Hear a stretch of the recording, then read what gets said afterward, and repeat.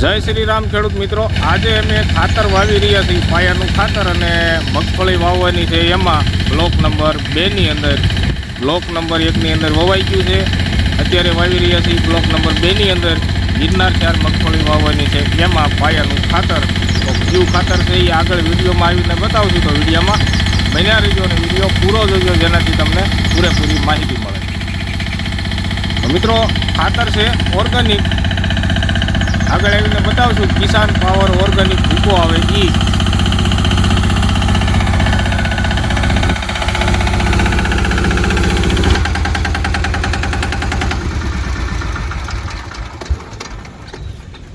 નમસ્કાર ખેડૂત મિત્રો, શક્તિ ફાર્મિંગ એન્ડ એગ્રીકલ્ચર ચેનલમાં આપનું સ્વાગત છે ને હું છું રાજેશભાઈ. તો ખેડૂત મિત્રો, આજે અમે વાવી રહ્યા છીએ ખાતર બ્લોક નંબર 2ની અંદર, જેમાં ગિરનાર 4 મગફળી વાવવાની છે. એમાં ખાતર વાવી રહ્યા છે પાયાનું ખાતર. પણ મિત્રો, પાયાનું ખાતર અમે આની પહેલાં વાવી દીધું છે રાસાયણિક ખાતર, જેમાં એસએસપી વીઘે 16 ગુઠાના વીઘે સિંગલ સુપર એસએસપી જે આવે એ 25 કિલો, અને એની સાથે કોમ્બિનેશનમાં પોટાશ, મ્યુરેટો પોટાશ એટલે કે એમઓપી પોટાશ 60% જે આવે એ 12.5 કિલો જેવું મિશ્રણ નાખ્યું છે. અને એની સાથે એમોનિયમ સલ્ફેટ 6.5 કિલો જેવું મિશ્રણ નાખી આ ત્રણેય ખાતરના કોમ્બિનેશન મિશ્રણ કરી ભેગા કરી ત્રણેય, અને આની પહેલાં જ વાવી દીધું હતું. અને એનો વિડીયો અમે નહોતો બનાવ્યો, પણ એ વિડીયો જોવો હોય તમારે તો અમારી ચેનલ ઉપર જ ગયા વર્ષનો વિડીયો હશે. એમાં માપતાલ કઈ રીતે વાવવું એ બધી જ એમાં માહિતી છે. અને વીઘે કેટલો જથ્થો જાય એ મેં તમને અત્યારે વાત તો કરી કે સિંગલ સુપર 16 ગુઠાના વીઘે 20 થી 25 કિલો જવું જોઈએ. એની સાથે આપણે મિશ્રણ કર્યું હોય પોટાશ ને એમોનિયા, તો એમોનિયાનું 6 થી 7 કિલો જવું જોઈએ વીઘે. અને મ્યુરેટો પોટાશ એ 12 થી 13 કિલો જવું જોઈએ, કારણ કે અડધા કિલાનો કે 1.5 કિલાનો આગા પાછો ડિફરન્ટ હાલે. અને કમ્પ્લીટ ઓવણીમાં નાખ્યા પછી, વાવવાની શરૂઆત કર્યા પછી આપણે વાવેતરની શરૂઆત કરવી, ત્યાંથી આપણે જમીન થોડીક માપી લેવાની, અથવા ટેપ કે એવું કાંઈ માપવાનું ન હોય તો કાંઈ નહીં, પણ આપણે પગલાં ભરવી એટલે એકને એક પગલું ગણવી એટલે 5 ફૂટ થાય. તો આપણને ખ્યાલ હોય કે સાહની લંબાઈ આપણે કેટલા ફૂટ છે આપણા ખેતરની, એ લંબાઈની તો ખબર જ હોય. તો પહોળાઈ ખાલી આપણે પગલાં ભરી અને માપી લેવાની, એકને એક પગનું, એટલે એક નહીં એક પગના જે પગલાં થાય એ 5 ફૂટે થાય. તો વીઘો આપણે 16 ગુઠાનો વીઘો 125 ફૂટ ચોરસ, એને આપણે 125 ગુણ્યા 125 કરવાના, એટલે જવાબ આવશે 15,680. 15,680 ફૂટનો જે જવાબ આવે એ આપણે 16 ગુઠાનો વીઘો થાય.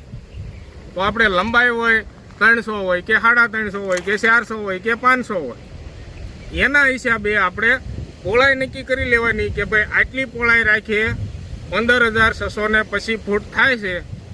તો એટલું આપણે માપી અને 15,680 ફૂટ આપણે જમીન જેટલી થાય એને આપણે 1 વીઘો 16 ગુઠાનો વીઘો માનવાનો, જેનાથી આપણને નક્કી થાય કે આટલી જમીનમાં આપણે આટલો જથ્થો ઓવણીમાં વવાણો, એટલે એટલી જગ્યા આપણે વાવી એટલે પાકો ટાર્ગેટ આવી જાય કે આપણી જમીનમાં 1 વીઘે આટલા કિલો આપણે ખાતર ગયું. મિશ્રણ કરેલું હોય અને મિશ્રણ આપણે જે કિલ્લાનું કરતા હોય એનો કુલ બધો જથ્થો 1 વીઘાની અંદર આટલો જાવો જોઈએ, મેં વાત કરી એટલો. અને હાલ અત્યારે અમે વાવી રહ્યા છીએ ઓર્ગેનિક ખાતર, એટલે કે સેન્દ્રીય ખાતર, જે મિક્સ ખોળ આવે છે, જે મેં ગયા વર્ષે પણ વિડીયો બનાવ્યો તો ટ્રાય પૂરતું વાવ્યું હતું, જેમાં રિઝલ્ટ સારા મળ્યા હતા. ફૂગજન્ય રોગો ઓછા લાગ્યા હતા અને દેશી ખાતર નહોતું ભરાણું. એમાં જ આ કિસાન પાવર વાવ્યું હતું તો દેશી ખાતર ભરાણું હતું એમાં, અને નહોતું ભરાણું એમાં આ કિસાન પાવર વાવ્યું હતું. તો બેમાં કાંઈ તફાવત દેશી ખાતરની ઉણપ નહોતી જણાણી. આ જે કિસાન પાવર વાવ્યું હતું એમાં તો દેશી ખાતર જેવા તત્વ આ કિસાન પાવર ખાતરમાં મળી રહેશે ઓર્ગેનિક ખાતરમાં. જેમ કે આની અંદર ગયા વર્ષે પણ કિસાન પાવરનો મેં વિડીયો બનાવ્યો તો એમાં કહ્યું હતું કે બધી જાતનું મિશ્રણ આવે છે. જે ખોળ 3 જાતના ખોળ મિક્સ આવે, એરડી, લીંબોળી ને કરંજ, એની સાથે મરઘાની સરક અને બાકીનું જે કાંઈ મિશ્રણ એમાં આવતું હોય એવું 10-12 જાતનું મિશ્રણ આવે. એટલે બેગમાં તમને ફોટો બતાવશું, એની અંદર બધું વિગતવાર લખેલું જ છે. અને એમાં કિસાન પાવરની અંદર 3-4 જાતના બેક્ટેરિયા પણ મિશ્રણ આવે છે, જેનાથી ફૂગજન્ય રોગો પણ ઓછા આવે છે. એટલે ઓણ સાલ અમારે જે કાંઈ મગફળી વાવવાની છે એ જમીનમાં આખાઈમાં કિસાન પાવર ઓર્ગેનિક ખાતર વાવી રહ્યા છીએ. અને મગફળી અમારે થાય છે દર વર્ષે 8 વીઘાની. 8 વીઘાની મગફળી વાવીને બાકીનું 1-2 વીઘા જેટલું ઘાસચારામાં આપણે ખૂણા કસકા જે ત્રાવાળા સા પીડાઈ રહેતા હોય એમાં ઘાસચારો વાવી. એટલે 8 વીઘાની મગફળી વવાય છે. અને એમાં અમે કિસાન પાવર વીઘે 1 થેલી ઉયું જાય એ રીતનું વાવેતર કરી રહ્યા છીએ વવણીથી. અને ખાતર તમને બતાવશું. અને ખાતરની સાથે જે આ ઓર્ગેનિક ખાતર છે કિસાન પાવર ભૂકા ફોર્મમાં છે, ભૂકો જેમાં દાણાદાર ફોર્મમાં આવે છે. પણ દાણાદાર એ લોકો આના ભૂકાના દાણા બનાવે એટલે એને એનું કહેવાનું એમ હતું કે આને હીટ આપીને મેં દાણા બનાવી છે. એટલે મને એમ થયું કે હીટ આપે એટલે ગરમ થાય એટલે સેન્દ્રીય તત્વ અમુક થોડાક ઝાખા પડે, હળવા પડે.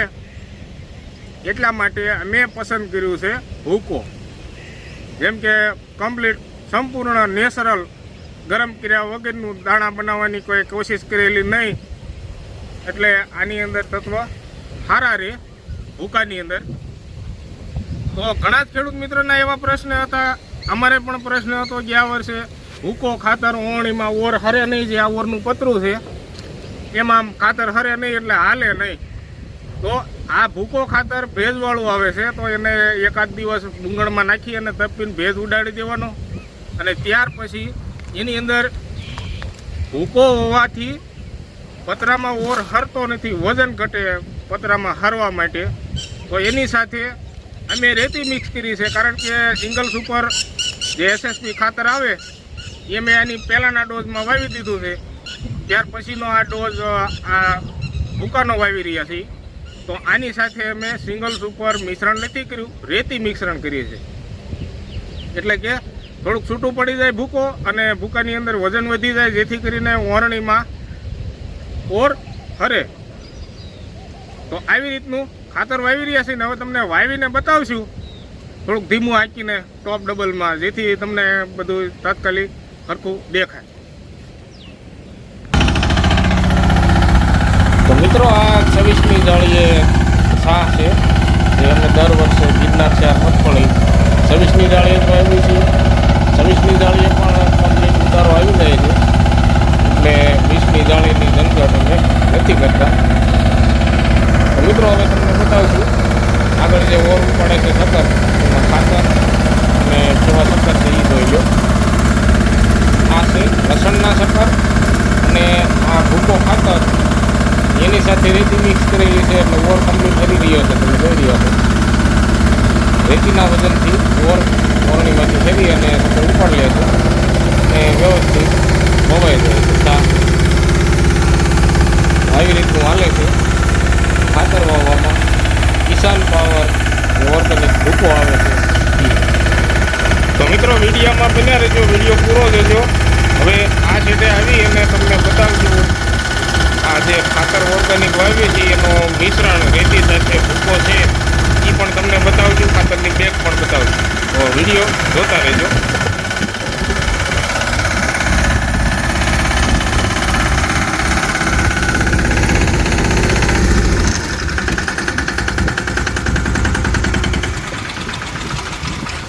તો મિત્રો હવે તમને બતાવી દઈએ જે અમે મિશ્રણ કર્યું છે ભૂકા સાથે રેતીનું, એ બતાવી દઈએ. તો મિત્રો આ જગ્યા ઉપર આ બ્લોક નંબર 1ની અંદર ઘાસચારાની બાજુમાં, કારણ કે આ ઘાસચારો છે આ 5મું વર્ષ છે એકની એક જગ્યાએ, અને કમ્પ્લીટ સંપૂર્ણ ઓર્ગેનિક. આને કોઈ દવા ખાતર જોતું નથી. અને આ નેપિયલ ઘાસ છે. અને હાલ અત્યારે 8 થી 9 ફૂટની ઊંચાઈએ આ વાટ આવેલો શરૂઆત ચાલુ છે.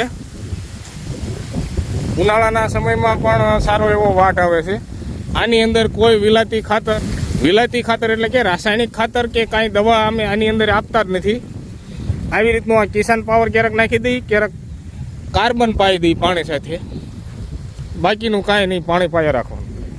અને આ બ્લોક નંબર 1ની અંદર અહીંયા અમે તડકામાં આ કિસાન પાવર ભૂકો આવડવા, જેમ મેં તમને પહેલાં વાત કરી કે આની અંદર આવી રીતના બધા તત્વની ટકાવારી આવે છે. પહેલાં ભૂકો બતાવી દઈ. આ ભૂકો તડકામાં તપી અને ભેજ ઉડાડી દીધો એટલે કેવું ઓણીમાં હરે. અને આની સાથે આ રેતી મિક્સ કરી છે. તમારી પાસે જો રેતી ન હોય તો સિંગલ સુપર SSP જે ખાતર આવે એ 9 સાલ મારે ભાવ વધારા હોવાથી 590ની આવી છે સિંગલ સુપર. અને સિંગલ સુપરની કંપનીની જો વાત કરીએ તો કોરોમંડળનું ગ્રોમોર અમે લીધું હતું. અને એ અમારે એક થેલીનો પૈસા 590માં આવી હતી. તો એ પણ આની સાથે મિશ્રણ કરી શકવી એ હરતું નથી બિલકુલ, કારણ કે આની અંદર હજી પણ થોડો ઘણો ભેજ છે અને એટલો ભેજ રાખવો પડે જેનાથી ઉડે નહીં. પણ છૂટું પડી જાય એટલે ઓણીમાં કમ્પ્લીટ હાલે.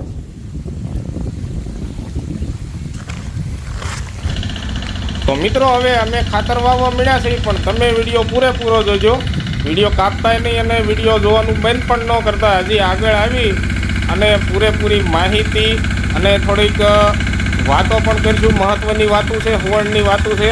તો વિડીયો પૂરો જોજો. અને અમારે આ 2-3 ઉથલ બાકી છે, પણ હું આ શેડે આવી અને તમને માહિતી આપીશ. અને તમારે આ ખાતર કિસાન પાવર ખાતર લેવું હોય તો ક્યાંથી લેવું એનું એડ્રેસ પણ બતાવશું. તો વિડીયોમાં બન્યા રહીશું.